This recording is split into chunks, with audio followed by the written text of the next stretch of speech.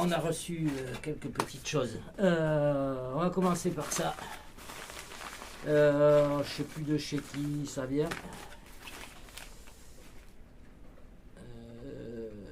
Site Saint-Laurent-de-Maure. Ah, 1001 Hobby. Donc ça vient de 1001 Hobby. Et c'est de la graisse vermilion Traxxas. Je l'ai reçu.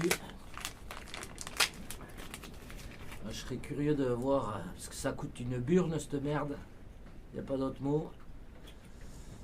Je serais curieux de voir la densité que ça a du coup. Parce que bon, comme je vous disais, là 500 000. Oula. Ah oui. Ouais, c'est raide. Il pourrait remplir le pot à fond quand même. Il y a une énorme bulle d'air dedans, quoi, sans déconner. À 20 €, il y a même un morceau d'herbe dedans. Je vais pas pouvoir vous montrer parce que vous êtes un peu loin, mais non, mais sans déconner quoi. Il y a une énorme bulle d'air. Le pot, il est. Oh, vous allez pas voir, mais il y a un petit. Les mecs, quand ils le font, ils fument du shit quoi. Ouais. Sans commentaire. C'est pas en Californie qu'il y a les fabriques de bœufs. Bon, enfin bref, j'ai reçu la vermilion Traxxas. On évitera de mettre le morceau d'herbe dans le diff. Donc ça c'est fait. J'ai reçu pour le... On va attaquer autre chose. Du coup, sur le MT qui est là-haut, j'avais pris ces roues-là ZD Racing pour Lilian. Il s'avère qu'elles sont trop grosses. Sont beaucoup trop grosses. Donc, avec les pneus, elles ont un déport de fou. C'est bien souple. C'est bien collé. Le problème, toujours pareil chez ZD Racing, c'est les hexagones. Ils se foirent très vite. Faut les serrer comme un âne. Tiens, pour le coup, je sais pas combien elle pèse. Ça doit pas être léger. Ah, ça va. Je m'attendais à plus. 380 grammes. Donc, si vous voulez tout savoir, c'est 380 grammes le truc. Et elles font. Ouais, mais elles ont un look. Regardez-moi ça. Elles ont un look de fou, c'est vous. Après avoir le grip, je les ai pas essayé encore. Du coup, elles font à peu près 170. La jante à l'intérieur 94. Et de l'autre côté, c'est pareil. Alors, elle est en demi-offset. Vous avez bien l'exa, il est bien à la moitié de la roue. Voilà, donc nous on a les deux autres. Je vais pouvoir les montrer sur le MT2. Et on se testera ça. Après en roue, on a reçu ça aussi. C'est les roues Bedlock chinoises dites pour UDR et tout. Alors dessus il y a marqué quand même Crawler TA KX et BF Goodrich. Donc voilà, pour le design, bon désolé pour la lumière. Mais par contre elles sont vachement moelleuses. Et j'en ai démonté une. Si vous mettez ça sur le DF7, je pense qu'il va falloir les coller ou sur des véhicules qui roulent un peu fort parce que ici devant, je vais pas arriver à vous montrer donc c'est pas la peine que je la redémonte, mais ici devant l'anneau il tient le pneu sur 1 mm sur tout le pourtour. Derrière ça a l'air de tenir pas mal. La partie arrière ça a l'air de bien tenir, mais alors la partie avant bon j'ai des doutes. Là j'arrive déjà à écarter le pneu. Je pense que on peut vite le faire sortir. Oui, donc ça ce sera à coller. Pour les coller il faudra comment que j'ai dit tout à l'heure, ah oui, il faut tout enlever, faut défaire les vis. Les vis là, moi je vais vous en démonter une. Les vis là, c'est des vis PVC. Par contre, ils ont mis des vis plastiques. Un filetage plastique. Ça, c'est bien. Là, je les desserre avec la visseuse.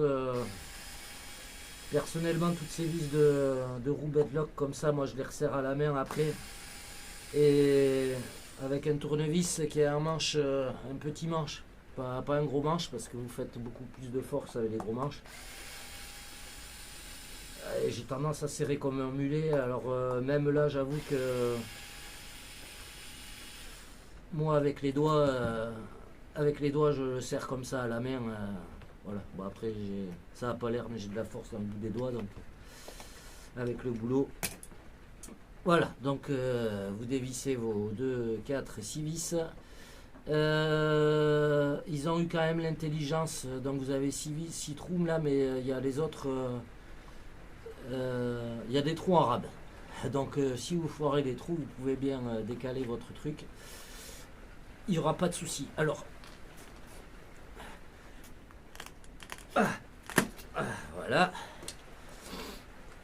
Voilà comment c'est pris. Alors en fait, vous n'allez pas voir. Je sais pas, vous n'allez rien voir.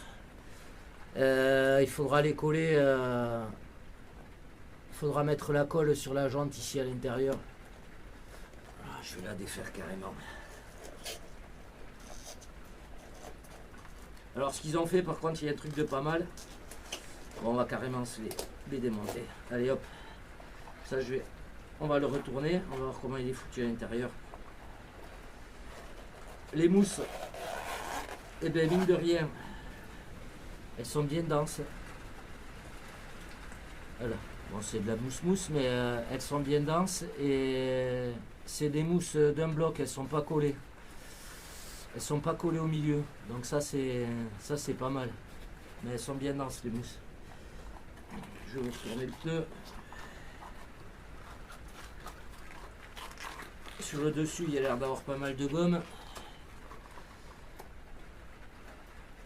Il y a un peu plus de gomme ici. Moi je vois rien de ce que je filme là, mais bon. Ici il y a de la gomme en plus ici. Là on voit, ils ont rajouté, je ne sais pas si vous voyez bien, mais on voit qu'il y a un petit peu de gomme en plus. Sur les côtés ils ont rajouté les petites ailettes là. Côté extérieur. Côté intérieur, quéquette. Sachant que oui, vous avez le côté extérieur, vous avez plus de gomme que le côté intérieur. Voilà pour ça. Et ce que je vous disais, en fait, vous allez être obligé de coller ici, là où il y a le petit L, là, sur la bordure ici, vous allez être obligé de coller le pneu là, à l'intérieur.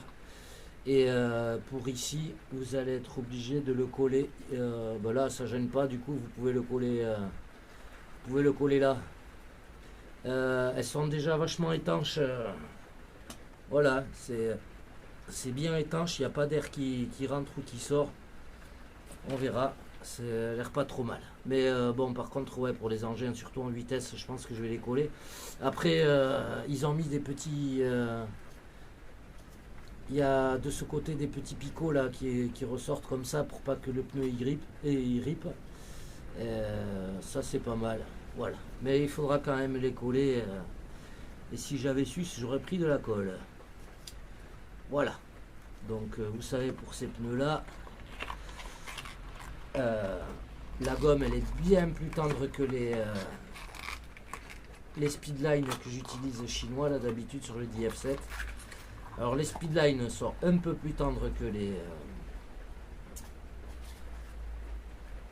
ça c'est comme ça. Les speedlines sont un peu plus tendres que les roues de DF7 d'origine. Et ça c'est encore plus tendre que les deux autres. Voilà, donc on testera ça. Vraiment, ça a l'air de bien gripper. Ça a l'air de bien gripper. Pour avoir au niveau du ballonnage.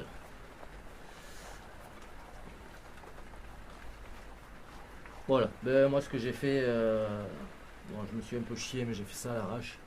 Du coup, j'ai peint les petits BF du Goodrich, histoire de donner un look plus sympa. Et comme vous pouvez voir, je les ai pris jaunes. Je les ai pris ouais, vert jaune pour aller avec la future carreau. Attendez, je remonte ça, je vais vous montrer le reste après.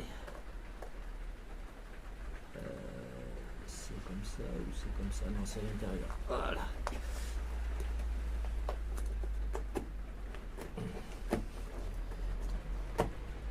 La gomme, elle est relativement souple.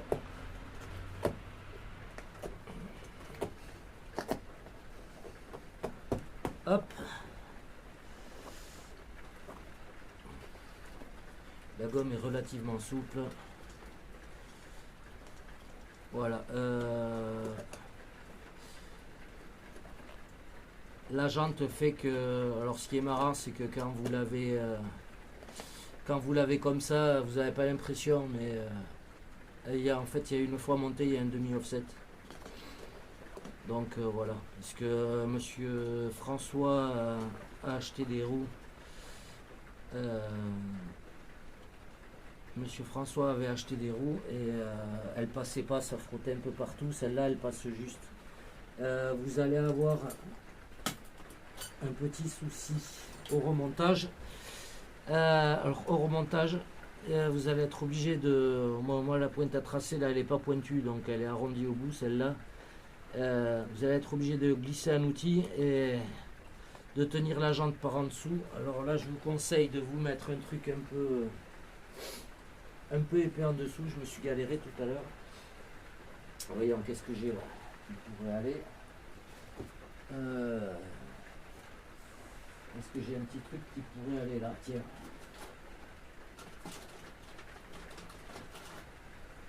Ça rentre dedans. Dis-moi que ça rentre dedans. Voilà. C'est juste que vous ayez un appui en dessous pour bien mettre votre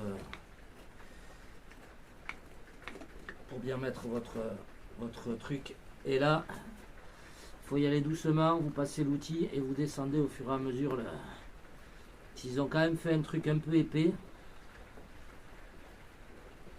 Voilà. Mais c'est pas si pratique à remettre, mais bon. Le but c'est que ça tienne un minimum. Voilà, et il faut faire tout le tour comme ça en appuyant. Il faut bien le rentrer. Mais du coup, ça rentre pas forcément comme on veut. Tu veux y aller, oui. Voilà. Après, il faut faire bien attention que vous ayez le caoutchouc qui est bien à fleur du bord extérieur ici en plastique de la jante. Mais mettez-vous un truc en dessous ouais, pour parce que sinon à chaque fois que vous voulez mettre le pneu, vous avez l'autre partie qui sort en dessous là, la partie intérieure qui s'échappe en dessous. C'est pas pratique.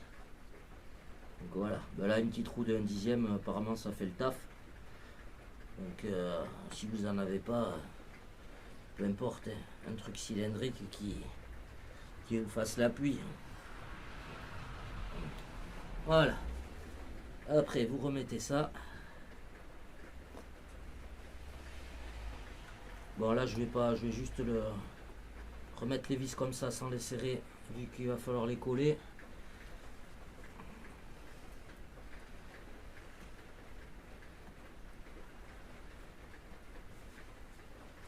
C'est juste pour pas perdre les vis.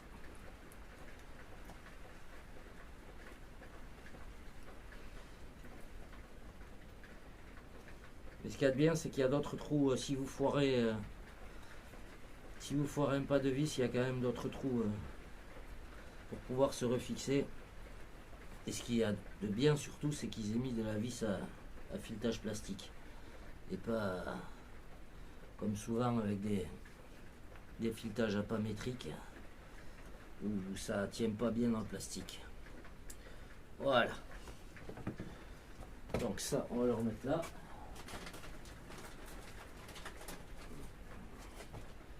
Donc voilà pour ces roues. Et vous voyez, pourtant j'ai pas resserré les vis, mais c'est hyper étanche. Voilà, j'ai pas resserré les vis, mais vraiment ils sont tous étanches. Ils sont tous bien étanches. Donc une fois collés, ça va le faire. Donc voilà pour ces roues.